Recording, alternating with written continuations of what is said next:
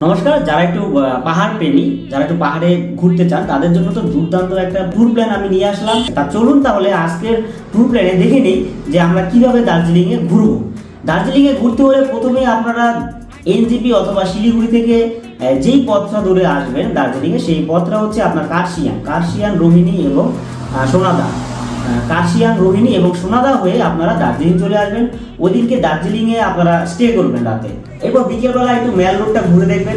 তারপর দার্জিলিং থেকে চলে যাবেন পরের দিন ভোরবেলা একদম টাইগার হিল, এবং টাইগার হিলটা সম্পূর্ণ দেখে সেখানে যে 7 পয়েন্ট আছে সম্পূর্ণ 7 পয়েন্টটা দেখে ওদিনকে আবার আপনি ব্যাক করে দার্জিলিংয়ে থাকবেন।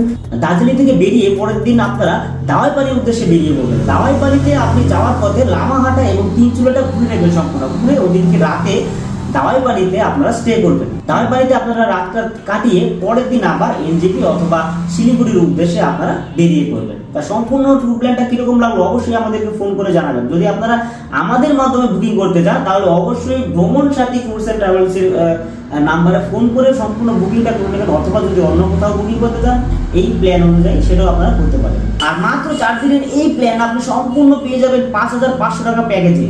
তা দেরি কেন করছেন? সম্পূর্ণ এই যে ভিডিওটা পাওয়া মাত্রই একদম ফোন করুন আমাদের এবং বুকিংটা আপনারা করে নিন, এবং ন্যূনতম সেখানে 8 জন থাকতেই হবে। ধন্যবাদ সবাই।